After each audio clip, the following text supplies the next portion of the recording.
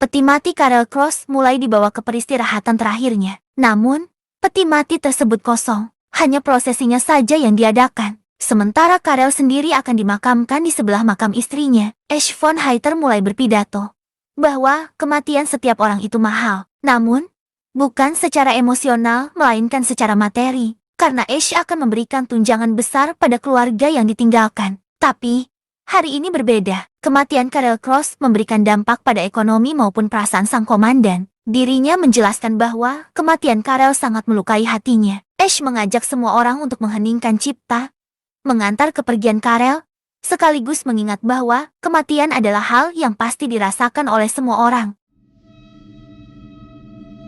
Sementara itu, Evangeline juga sudah menunggu pemakaman ayahnya. Dia berdiri di kebun anggur milik Karel. Para veteran meminta maaf karena tidak mampu melindungi Karel. Namun, Evangeline tahu jika ini adalah pilihan ayahnya. Evangeline menginginkan untuk melihat Karel untuk terakhir kalinya. Gadis itu bergetar dan berkata bahwa dia yakin ayahnya tidak akan pernah mati. Namun, rupanya Evangeline salah. Manusia memanglah makhluk fana. Setelah melepaskan rasa rindunya, Evangeline mengikhlaskan kepergian ayahnya. Namun, sebelum Evangeline membalikan badan, veteran bertanya mengenai tombak dan perisai milik Karel.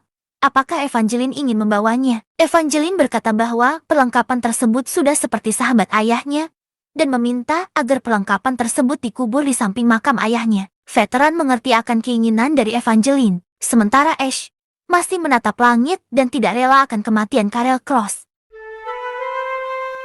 Setelah pemakaman di ibu kota selesai, Ash mengunjungi makam Karel. Evangeline juga masih berada di sana. Ash tahu kalau Evangeline berniat meninggalkan Crossroad. Karena berada di sini hanya meninggalkan luka di masa lalu. Ash akan membantu dalam kebutuhan Evangeline, yang ditanggapi terkejut oleh gadis itu. Dia tidak menyangka jika Ash akan membiarkan dirinya pergi begitu saja. Namun, Ash menjelaskan jika itu adalah permintaan ayahnya, yang ingin agar Evangeline hidup bebas. Tentu, jika Evangeline memilih untuk pergi, maka sang pangeran tidak akan menghalangi keinginan juniornya tersebut. Keesokan harinya, Ash bersiap untuk pertempuran. Dan seperti biasa, aku menangis kencang ingin pensiun. Lagian aku sudah lumpuh. Tapi dipaksa terus-menerus oleh pangeran tiran ini. Setelahnya, Ash juga mengurus penjualan semua aset keluarga Cross. Itu ditujukan agar Evangeline bisa memulai hidup baru dari nol. Awalnya, Aida tidak setuju. Namun, Ash meyakinkannya jika hidup Evangeline adalah miliknya. Gadis itu baru berusia 16 tahun dan masih memiliki jalan hidup yang amat panjang. Mana boleh dihabiskan dengan mempertaruhkan nyawa di garis depan semacam ini. Sementara itu, waktu untuk stage berikutnya adalah 8 hari 11 jam lagi. Dan tidak terasa, waktu sudah berjalan seminggu yang artinya stage berikutnya tinggal 1 hari 11 jam lagi. Atau 35 jam lagi. Para pandai besi meminta maaf karena tidak mampu menempa dengan cepat. Ash tidak mempermasalahkan hal tersebut. Malahan dia memuji kinerja para tukang pandai besi. Ash memegang sebuah managun legendaris yang bernama Black Queen. Ini adalah senjata yang dibuat dari bos laba-laba yang ada di tutorial episode awal. Pandai besi sangat bangga dengan hasil karya mereka. Senjata ini sangat luar biasa. Kebanyakan musuh akan mati oleh satu tembakan dari Black Queen.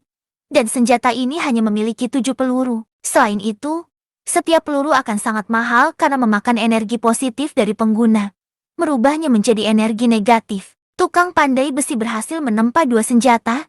Yang pertama adalah Black Queen, dan senjata kedua bernama Woodpecker. Namun, senjata kedua hanya bisa dipakai oleh Damien karena memiliki pasif yang mengurangi akurasi. Di jalan, Lucas menanyakan tentang managun, dan Ash menjelaskan jika managun adalah senjata hebat yang bisa membawa mereka menuju kemenangan. Mendengarnya, Lucas menjadi ikut bahagia. Sementara itu, waktu tinggal tersisa 20 jam lagi. Ash menginginkan agar Damien sedikit berlatih nantinya. Setibanya di mansion, mereka berdua disambut oleh Evangeline yang merasa heran. Karena penjualan aset biasanya sangat sulit dan lama.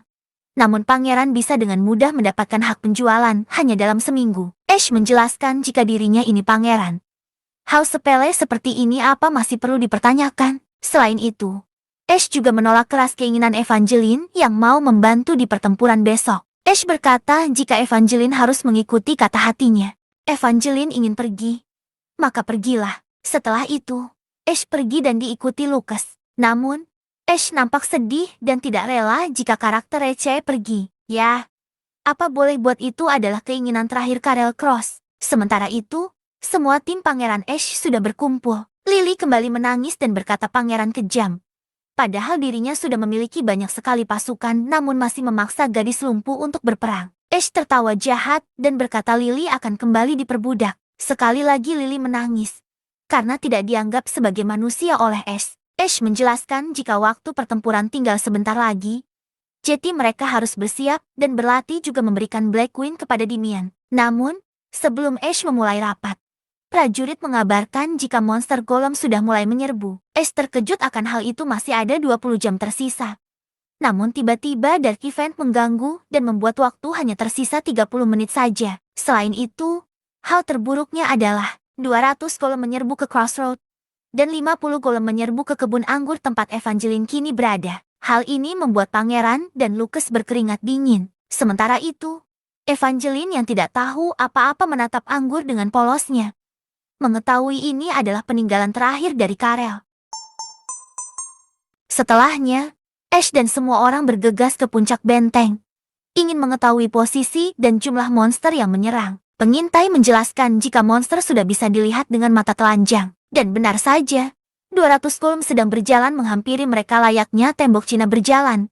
Mereka terus melangkah sambil menggetarkan tanah di setiap langkahnya. Ash menanyakan mengenai persiapan meriam dan waktu untuk para golem mencapai posisi mereka. Dan pengintai menjelaskan jika akan memakan waktu 15 menit hingga golem mencapai lokasi mereka saat ini. Ash ingin agar semua persiapan sudah selesai saat 15 menit itu berakhir. Di sisi lain, Lucas bertanya tentang Evangeline. Hanya saja, Ash masih kelabakan dan sulit memutuskan. Di belakangnya, ada nyawa puluhan ribu orang. Sementara itu, Evangeline hanya sendirian. Ash sulit untuk menimbang mana yang lebih berharga, satu orang yang dia cintai atau puluhan ribu nyawa yang percaya padanya. Veteran melakukan interupsi dan meminta izin agar dibiarkan untuk menyelamatkan Evangeline. Mereka menjelaskan jika mereka akan membawa Evangeline dengan selamat. Selain itu, benteng sudah sangat kuat karena memiliki ratusan kesatria. Ash memejamkan mata dan berkata ada dua kesalahan logika dari para veteran. Pertama,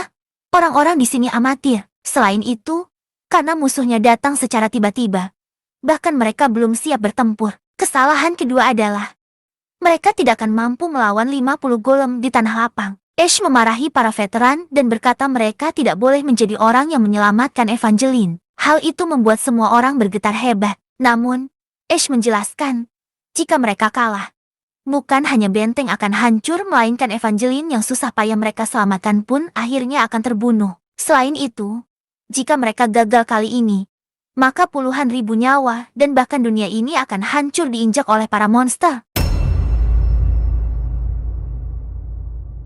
Di tempatnya, Evangeline membelai dedaunan dan merasa sedih karena telah kehilangan kedua orang tuanya. Namun, dia menguatkan diri dan berusaha untuk tetap tersenyum. Tanpa dia ketahui, satu golem sudah berhasil menjebol wilayah dan langsung menghantamnya dengan keras. Evangeline yang tidak siap dengan serangan dadakan tersebut, terpental ke dinding dan mengalami luka fatal. Evangeline mengingat masa lalunya.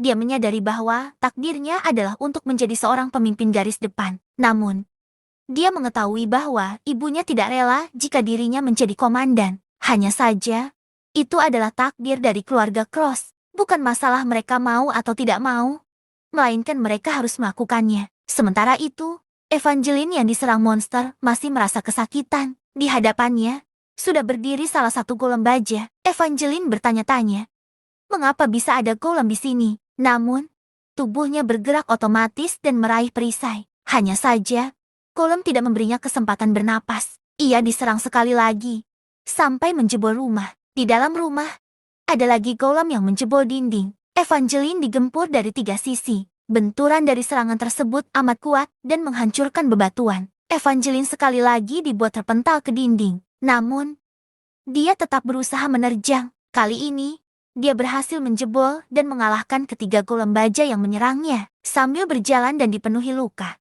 Evangeline hanya menginginkan satu hal, yaitu membantu seniornya. Tapi, yang tidak dia ketahui adalah bahwa dari awal, 50 golem sedang merangkak ke arahnya. Evangeline menyadari bahwa nyawanya dalam bahaya lalu berusaha untuk kabur. Crossroad hanya berjarak 30 menit jika berkuda dengan kecepatan maksimal. Namun, kudanya malah menghilang. Dan pada saat yang bersamaan, skill pasif sang ceroboh milik Evangeline malah aktif dan membuatnya terjatuh. Seperti tidak memberi ampun, monster elit menembakkan banyak laser ke arah gadis malang tersebut. Evangeline yang tersungkur menatap para monster yang berjalan perlahan ke arahnya. Inilah keanehan para monster itu.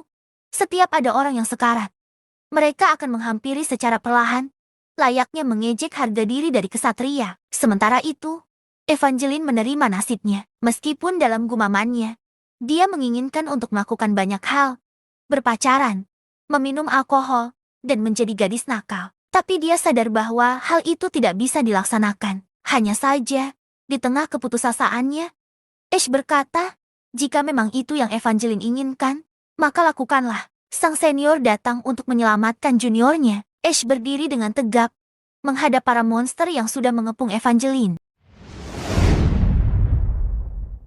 30 menit sebelumnya, Ash sudah memarahi habis-habisan para veteran yang merasa percaya diri bisa mengalahkan Golem. Namun sebagai gantinya, dia sendiri yang akan menyelamatkan Evangeline. Dia tidak ingin mengajak siapapun, karena itu hanya akan menimbulkan kerugian bagi pihak Crossroad. Awalnya Lucas membantah dan berkata bahwa dirinya saja yang akan pergi sendirian, sementara Ash harus memimpin jalannya perang. Namun, Ash meyakinkan bahwa dirinya akan baik-baik saja. Ash tahu, Lucas yang sekarang belum mampu jika harus melawan Golem, apalagi hanya berdua dengan Evangeline. Sebaliknya, Ash memiliki banyak item cheat yang membuatnya mampu melawan para Golem. Setelah diyakinkan, akhirnya Lucas mengerti dan membiarkan Ash pergi sendirian untuk membantu juniornya.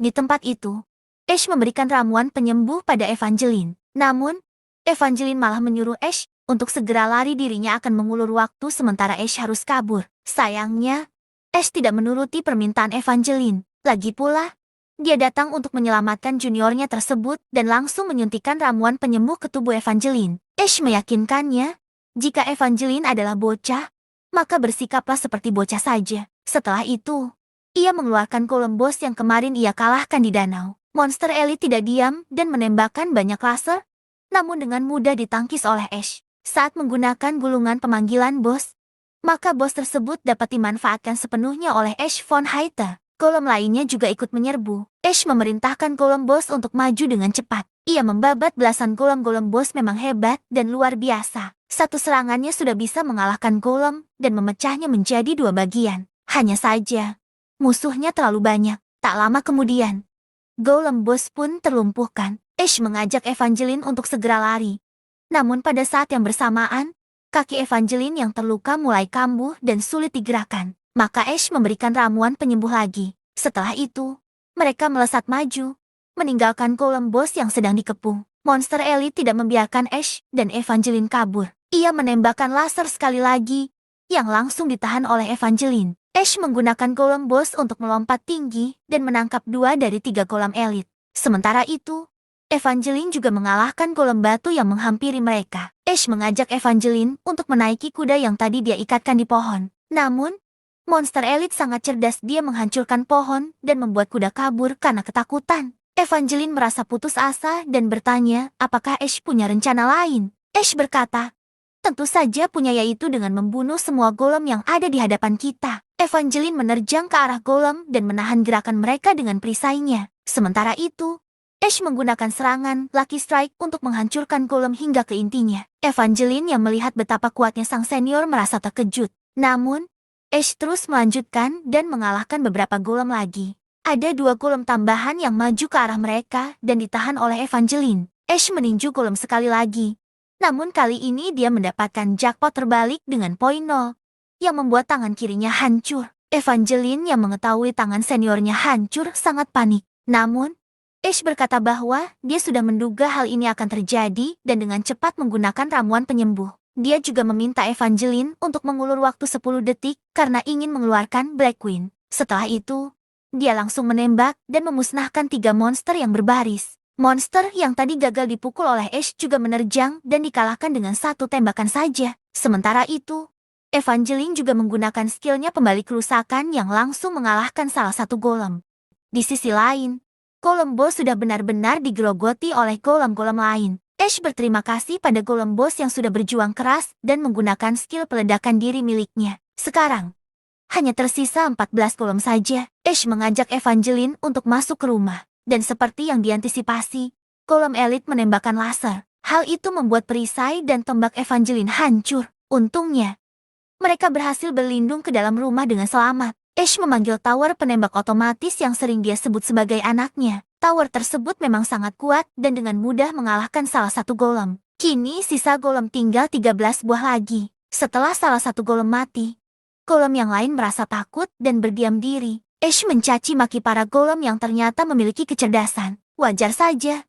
Biasanya monster adalah makhluk yang menerjang tanpa berpikir. Namun jelas sekali, golem-golem ini cukup cerdas. Ash menghela nafas dan mulai berpikir setidaknya mereka bisa beristirahat sekarang. Evangeline merintih kesakitan. Dia sudah menerima banyak sekali luka.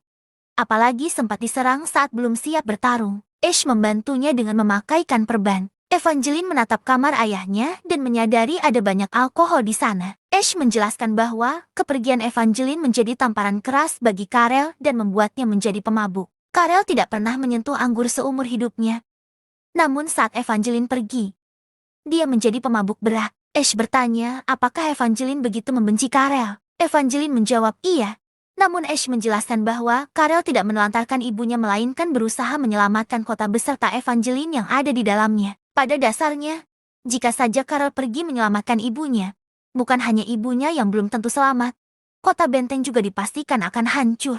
Maka dengan itu, umat manusia tidak akan tersisa lagi. Evangeline menangis dan berkata dirinya bingung. Dari awal, dia sangat mencintai ayahnya. Namun, kepergian ibunya juga membuatnya patah hati. Tapi sekarang, ayahnya juga sudah tiada dan dia merasa tidak memiliki siapapun lagi. Ash berkata bahwa itu bukan salahnya, semua manusia hanya berusaha bertahan hidup. Sebagai orang yang bertanggung jawab atas kota benteng, Ash mengatakan akan menanggung semua perasaan bahkan kebencian Evangeline. Karel sangat ingin Evangeline bahagia. Maka dari itu, setidaknya tersenyumlah.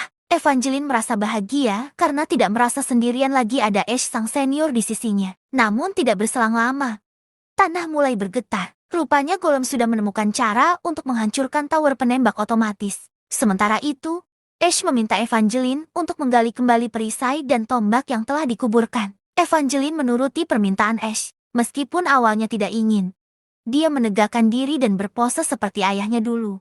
Evangeline menatap golem yang tersisa, dan dengan cepat dia menumbangkan salah satu dari mereka. Kini, damage dari Evangeline naik drastis dan kecepatannya juga meningkat pesat. Selain itu, dia bisa melihat gerakan lawannya di masa depan dan dengan mudah menjebol tubuh salah satu golem baja. 3 golem berikutnya maju dan dengan mudah ditembus oleh Evangeline. Pada dasarnya, senjata milik Karel adalah senjata khusus yang hanya bisa digunakan oleh Evangeline. Bahkan, Karel sendiri tidak tahu akan hal ini. Dan kini Evangeline berhasil mengalahkan semua golem yang menyerang mereka. Sekarang, hanya tersisa satu golem terakhir, Elite Golem Magic yang bisa menembakkan banyak laser. Ash meminta agar Evangeline menarik perhatian dari golem elit tersebut. Evangeline mengerti, dan golem menghujani dia dengan tembakan laser. Sementara itu, Ash melemparkan obor abadi ke arah Elite Golem. Namun, golem elit memasang perisai khusus karena mengira serangan Ash tidak akan mempan. Ya, itulah pemikiran dirinya. Nyatanya, serangan tersebut berhasil menumbangkan golem terakhir. Saat golem jatuh, ia diterjang oleh Evangeline. Dengan serangannya itu, Evangeline bersama sang pangeran berhasil bertahan hidup. Meski keduanya terluka parah, Evangeline merasa lega dan akhirnya tertidur di pundak sang pangeran. Mereka berdua menatap langit yang dipenuhi aurora, bersyukur atas kemenangan mereka.